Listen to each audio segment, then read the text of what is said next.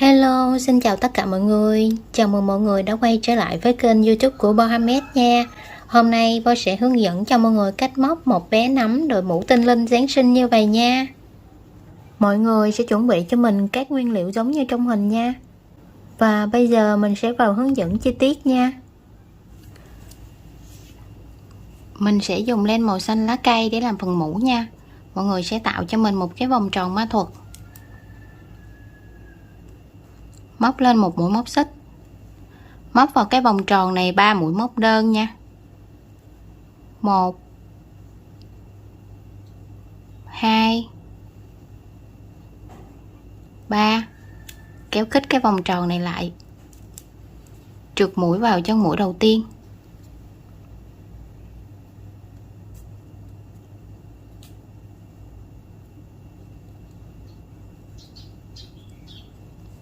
lên một mũi móc xích qua hàng số 2. Hàng số 2 thì mình sẽ móc là 2x1v.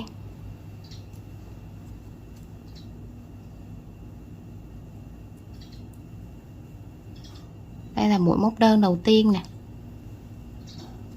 Mọi người sẽ đánh dấu lại nha. Chân móc tiếp theo, một mũi móc đơn và chân móc cuối cùng sẽ là 2 mũi móc đơn chung chân nha.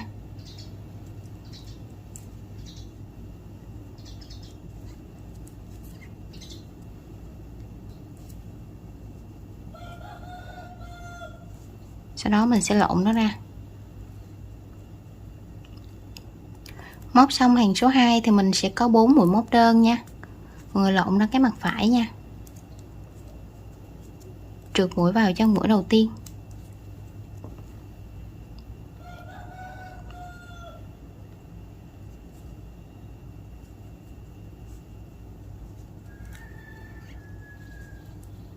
Xí cái sợi len lại. Qua hàng số 3 lên một mũi móc xích. Hàng số 3 thì mình sẽ móc là 1x1v nha. Đầu tiên 1x tức là một mũi móc đơn. Đánh dấu là cái mũi đầu tiên. Chân móc tiếp theo 1v.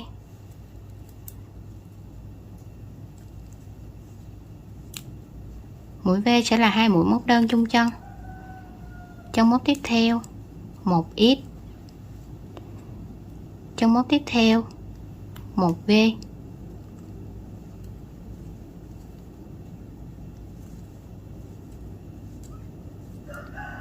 Sau khi móc xong hàng số 3 thì mình sẽ có được 6 mũi móc đơn nha. Trượt mũi vào chân mũi đầu tiên.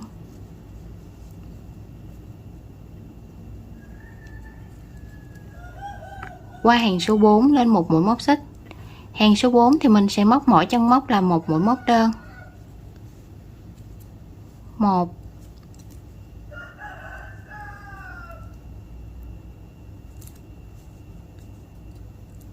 2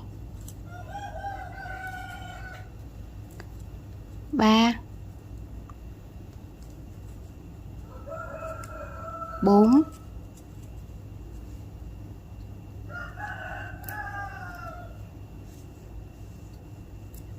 5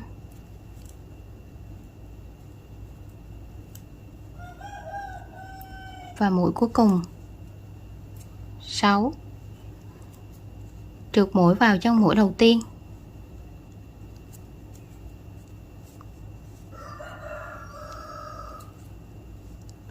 Qua hàng số 5 lên một mũi móc xích. Hàng số 5 thì mình sẽ móc là 2x1v nha. Nhưng mình sẽ tản mũi ra, mình sẽ móc là 1x1v 1x nha. 1. Đánh dấu là cái mũi đầu tiên.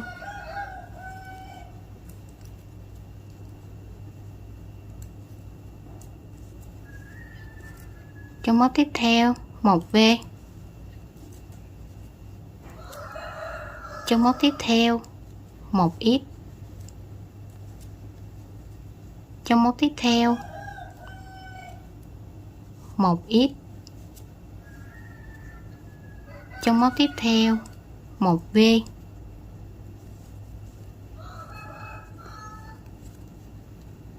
và chân móc cuối cùng sẽ là một ít. Sau khi móc xong hàng số 5 thì mình sẽ có 8 mũi móc đơn nha. Trượt mũi vào chân mũi đầu tiên.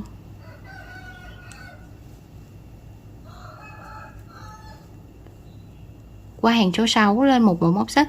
Hàng số 6 thì mình sẽ móc mỗi chân móc là một mũi móc đơn nha. 1 2, đánh dấu là cái mũi đầu tiên.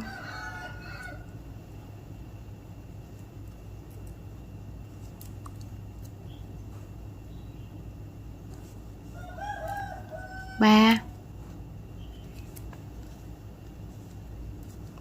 4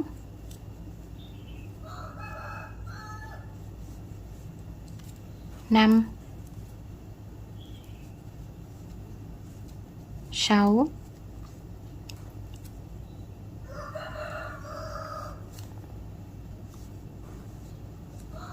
7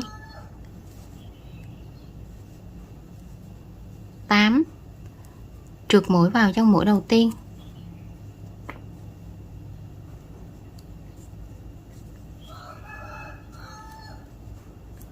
Qua hàng số 7 lên một mũi móc xích.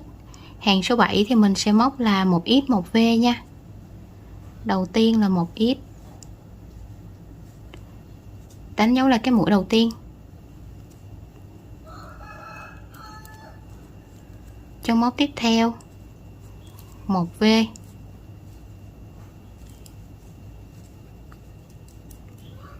chân móc tiếp theo một ít,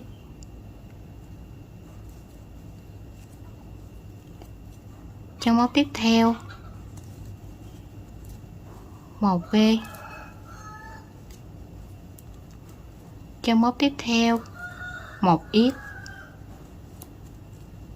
chân móc tiếp theo một V, chân móc tiếp theo một ít, chân móc cuối cùng một V. Sau khi móc đến cuối hàng thì mình sẽ có được 12 mũi móc đơn nha. Trượt mũi vào chân mũi đầu tiên.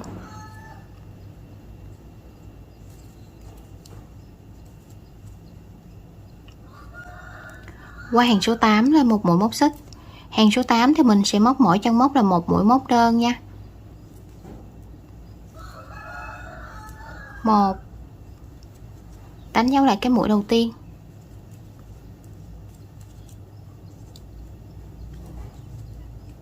2 3 4 5 6 7 8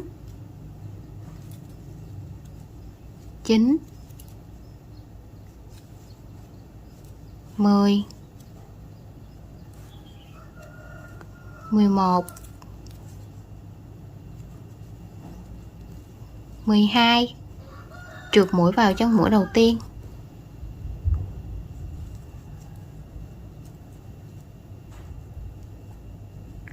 Qua hàng số 9 lên một mũi móc xích. Hàng số 9 thì mình sẽ móc là 2x1V nha.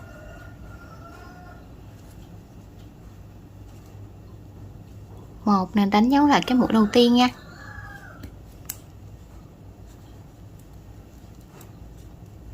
Mình sẽ tản mũi ra, mình sẽ móc là 1x 1V 1x nha. Nên là chân móc tiếp theo thì mình sẽ móc là 1V. Chân móc tiếp theo 1x. Cụm tiếp theo 1x 1V 1x 1x 1V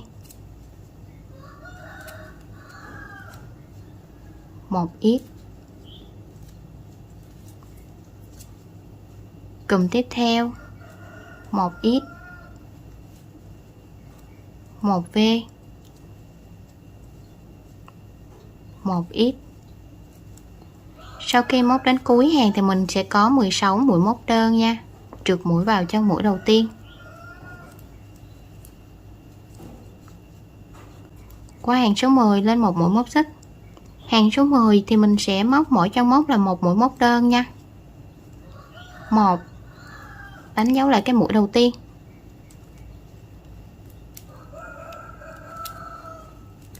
2, 3, 4,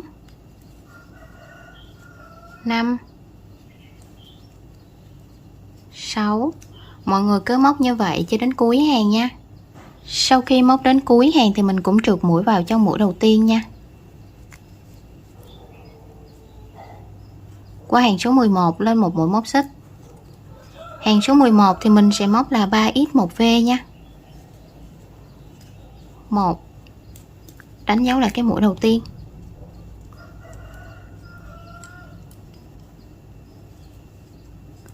2, 3, 1v.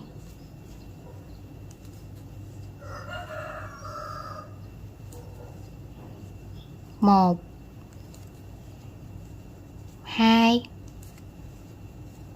3, 1v.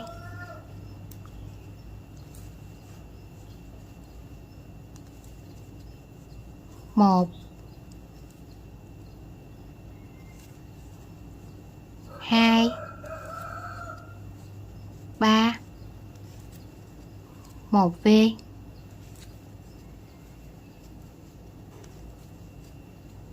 1, 2, 3, 1v.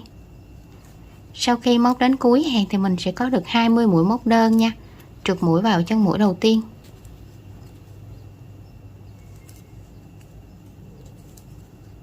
Qua hàng số 12 lên một mũi móc xích. Hàng số 12 thì mình sẽ móc mỗi chân móc là một mũi móc đơn. 1, đánh dấu là cái mũi đầu tiên nha.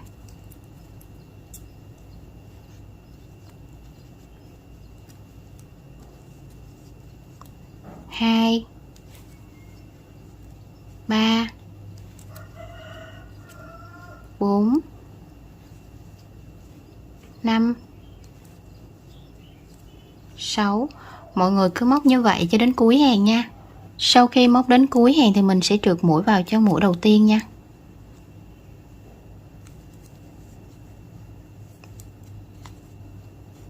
Qua hàng số 13 lên một mũi móc xích. Hàng số 13 thì mình sẽ móc là 4x1v nha, nhưng mình sẽ tản mũi ra. Mình sẽ móc là 2x1v 2x nha. Đánh dấu lại cái mũi đầu tiên. 2, 1v.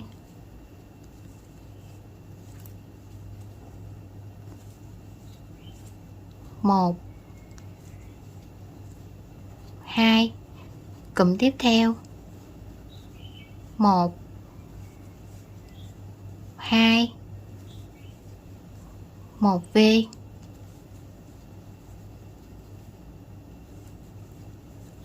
1, 2. Cụm tiếp theo. 1, 2, 1v.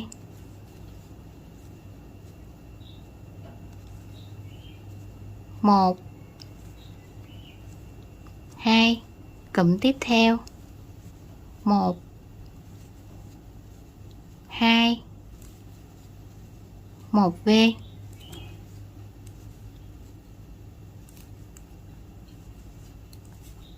1, 2. Sau khi móc đến cuối hàng thì mình sẽ có 24 mũi móc đơn nha, trượt mũi vào chân mũi đầu tiên.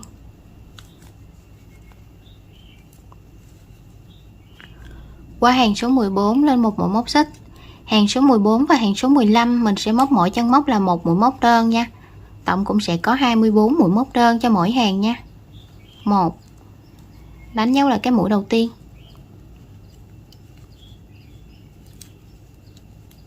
2, 3 4 5 6 7 8. Mọi người cứ móc như vậy cho đến cuối hàng số 15 nha. Sau khi móc đến cuối hàng thì mình cũng trượt mũi vào chân mũi đầu tiên nha.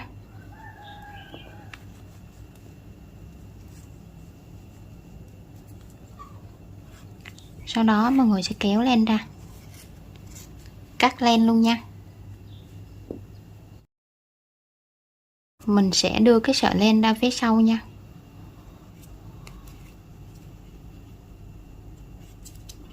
Mọi người sẽ dùng kim khâu để giấu sợi vào phía trong luôn nha. Mình sẽ dùng len màu đỏ để móc cái phần viền mũ nha. Mọi người sẽ tìm cho mình cái hàng mà cuối cùng á, thì mũi móc của mình sẽ có hai cạnh như vậy nha. Mình sẽ móc vào cái cạnh phía ngoài này thôi nha, cạnh phía trong để mình móc phần thân. Mọi người sẽ tìm cho mình cái mũi đầu tiên nè, đâm kim móc qua, kéo cái sợi len màu đỏ qua, móc lên một mũi móc xích, móc vào cái chân móc này một mũi móc đơn nha. Mình sẽ kẹp luôn cái sợi thừa này vào luôn nha.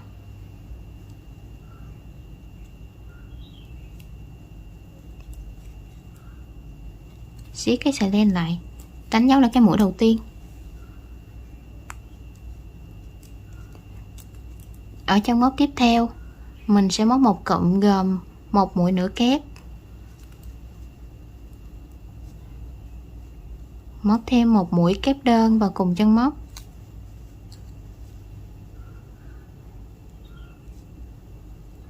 móc lên một mũi móc xích, móc vào cái cạnh ngoài của mũi kép đơn một mũi trượt,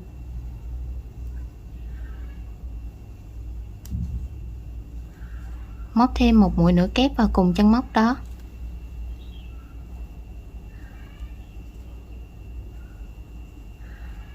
chân móc tiếp theo một mũi móc đơn. Như vậy mình đã được một cái hình tam giác như vậy nha. Rồi tí nữa thì nó sẽ nằm lên cái phần mũ của mình như vậy nha. Ở cái hàng viền này thì mình sẽ móc đến cuối hàng thì được 8 cái cụm tam giác như vậy nha. Cụm tiếp theo một mũi móc đơn, chân móc tiếp theo một mũi nửa kép, một mũi kép đơn, lên một mũi móc xích, trượt mũi vào cạnh mũi kép đơn, móc thêm một mũi nửa kép vào cùng chân móc,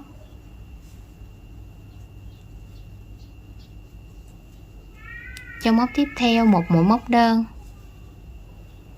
Như vậy mình đã được hai cái hình tam giác như vậy nha. Chân móc tiếp theo một mũi móc đơn, chân móc tiếp theo một mũi nửa kép, một mũi kép đơn,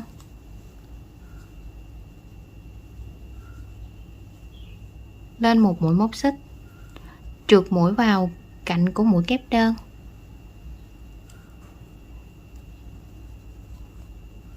móc thêm một mũi nửa kép vào cùng cái chân móc đó, chân móc tiếp theo một mũi móc đơn. Mọi người cứ móc như vậy cho đến cuối hàng nha. Sau khi móc đến cuối hàng thì mình sẽ có 8 cái cạnh như vậy nha. 1 2 3 4 5 6 7 8. Trượt mũi vào chân mũi đầu tiên,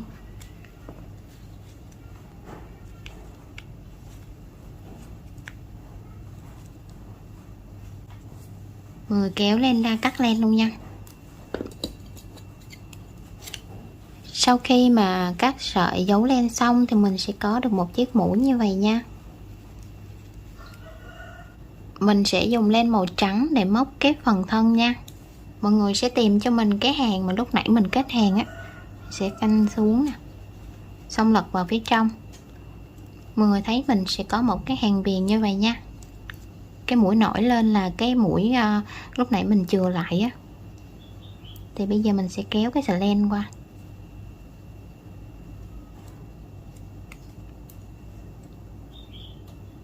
Đây sẽ là hàng số 17 nha. Mọi người sẽ lên cho mình một mũi móc xích, móc vào cùng cái chân móc đó một mũi móc đơn, kẹp luôn cái sợi thừa vào luôn nha. Đánh dấu lại cái mũi đầu tiên, siết cái sợi len thừa này lại. Ở hàng số 17 này thì mọi người sẽ móc cho mình mỗi chân móc là một mũi móc đơn nha.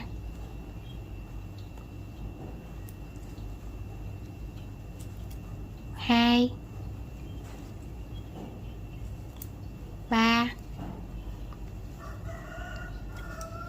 4, 5, 6, 7, 8. Mọi người cứ móc như vậy cho đến cuối hàng nha.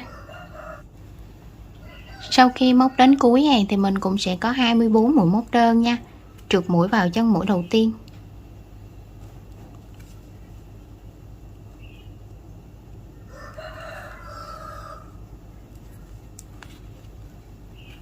Qua hàng số 18 lên một mũi móc xích. Hàng số 18 và hàng số 19 mỗi chân móc sẽ là một mũi móc đơn nha. Tổng cũng sẽ có 24 mũi móc đơn cho mỗi hàng nha. 1, đánh dấu là cái mũi đầu tiên.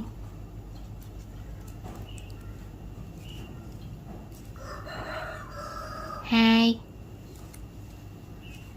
3, 4, 5, 6, 7, 8. Mọi người cứ móc như vậy cho đến cuối hàng số 19 nha. Sau khi móc đến cuối hàng thì mình cũng trượt mũi vào chân mũi đầu tiên nha.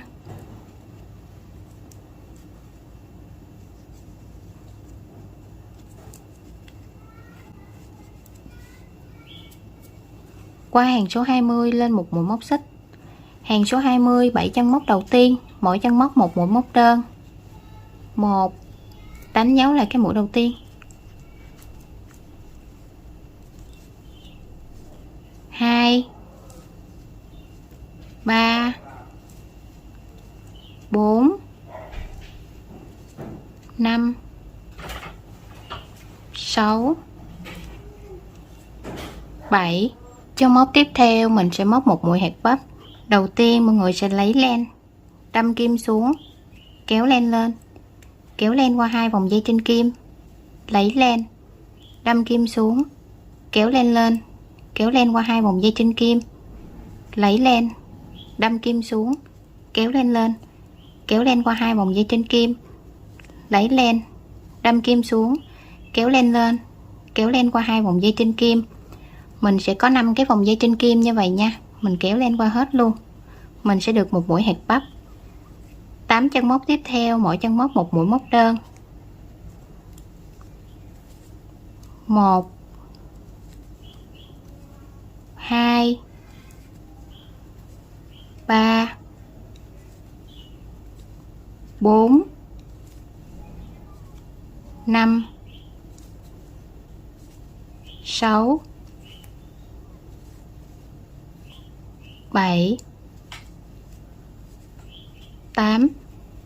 Chân móc tiếp theo mình sẽ móc một mũi hạt bắp. Mọi người sẽ lấy len, đâm kim xuống, kéo len lên, kéo len qua 2 vòng dây trên kim, lấy len, đâm kim xuống, kéo len lên, kéo len qua 2 vòng dây trên kim, lấy len, đâm kim xuống, kéo len lên, kéo len qua 2 vòng dây trên kim, lấy len, đâm kim xuống, kéo len lên, kéo len qua 2 vòng dây trên kim. Như vậy mình cũng sẽ có 5 cái vòng dây trên kim như vậy nha. Mình kéo len qua hết luôn, mình được mũi hạt bắp. Các chân móc còn lại mỗi chân móc một mũi móc đơn. 1, 2, 3, 4, 5, 6 7, trượt mũi vào chân mũi đầu tiên.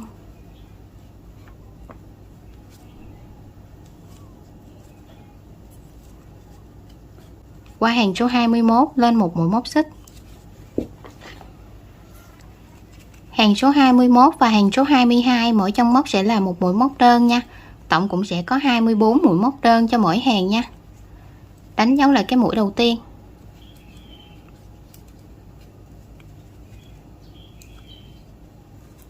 2 3 4 5 6 7 8 9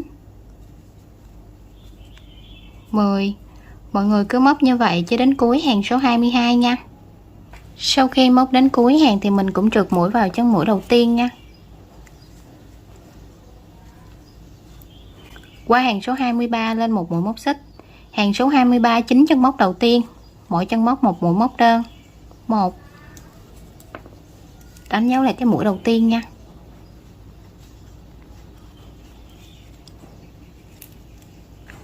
2 3 4 5 6 7 8 9. Chân móc tiếp theo mình sẽ móc một mũi hạt bắp. Mọi người sẽ lấy len, đâm kim xuống, kéo len lên, kéo len qua hai vòng dây trên kim, lấy len, đâm kim xuống, kéo len lên, kéo len qua hai vòng dây trên kim, lấy len, đâm kim xuống, kéo len lên, kéo len qua hai vòng dây trên kim, lấy len, đâm kim xuống, kéo len lên, kéo len qua hai vòng dây trên kim. Mình sẽ có 5 cái vòng dây trên kim như vậy nha. Mình kéo len qua hết luôn. Mình được mũi hạt bắp. 4 chân móc tiếp theo, mỗi chân móc một mũi móc đơn.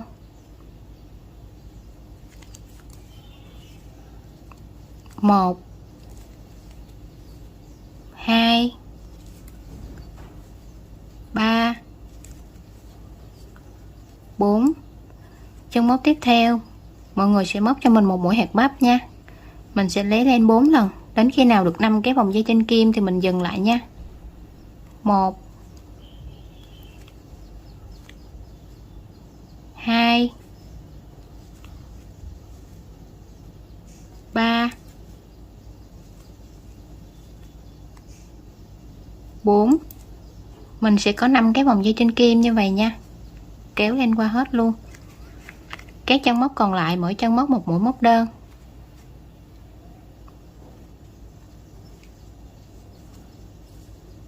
1 2 3 4 5 6 7 8 9. Trượt mũi vào chân mũi đầu tiên.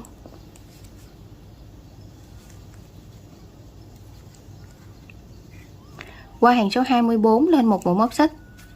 Hàng số 24 thì mọi người sẽ móc cho mình 12A nha, tức là 12 cái mũi giảm nha. Mũi giảm thì mình sẽ móc vào cái cạnh ngoài của nó thôi nha. 1. Đánh dấu là cái mũi đầu tiên.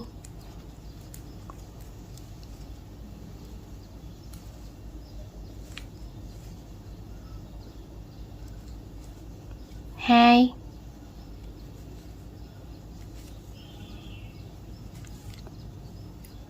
3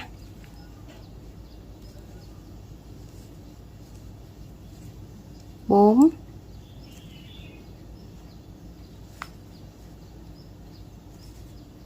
5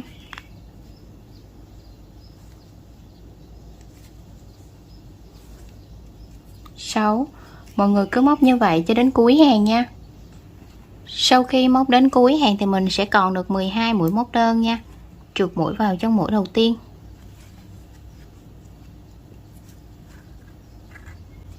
Lên một mũi móc xích. Mình sẽ kéo cái sợi len này ra. Sau đó mình sẽ tiến hành nhồi gòn vào đây luôn nha.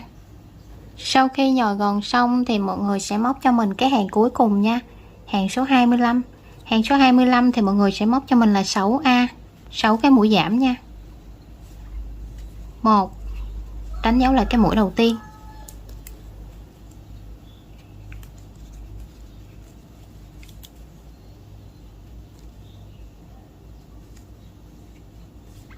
2,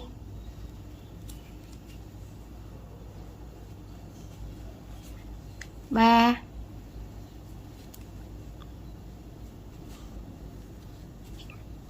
4,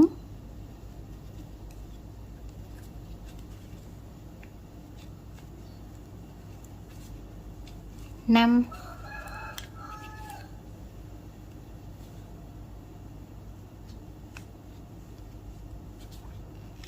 6, trượt mũi vào trong mũi đầu tiên.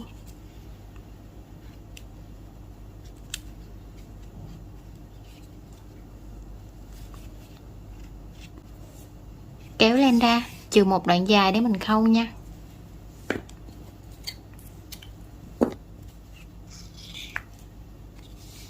Mình sẽ dùng kim khâu để khâu cái vòng tròn này lại nha. Mình chỉ khâu vào cái cạnh phía ngoài của nó thôi nha. 1, 2, 3, 4, 5,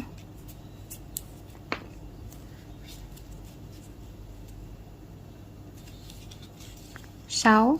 Sau đó kéo khít cái vòng tròn này lại, đâm kim xuống, đâm qua cái mũi bên cạnh,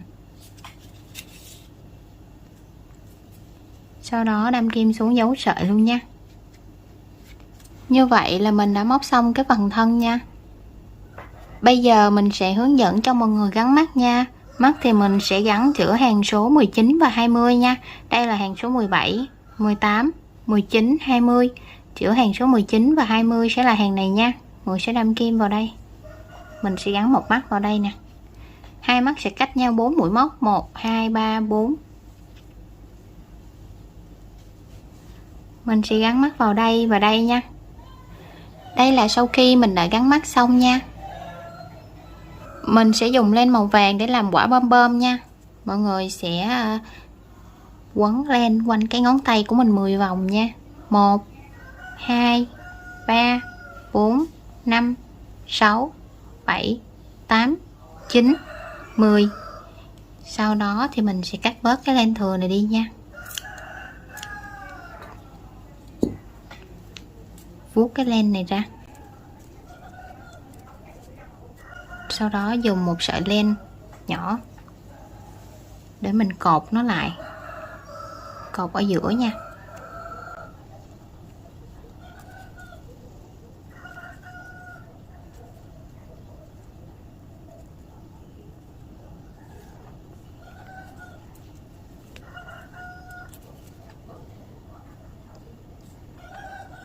Mình sẽ nắm cái chỗ len này, rồi mình sẽ cắt cái vòng này ra.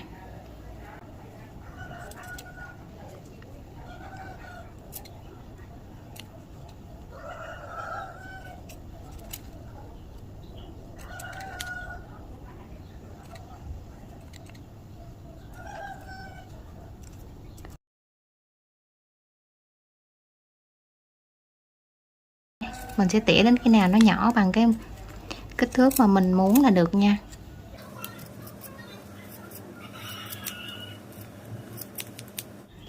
Đây là cái quả bom bom mini mình vừa làm xong nha. Mọi người có thể dùng keo để dán vào cái phần chớp mũ, hoặc là mình có thể khâu trực tiếp vào luôn cũng được nha. Mình sẽ khâu trực tiếp nó vào cái phần chớp mũ nha. Mọi người sẽ đâm vào giữa nè. Mình sẽ đâm kim xuống phía dưới nha.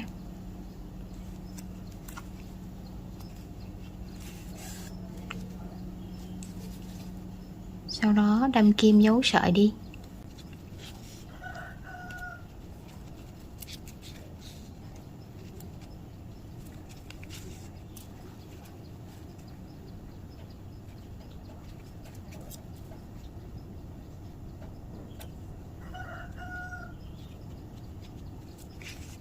cắt cái len thừa đi nha.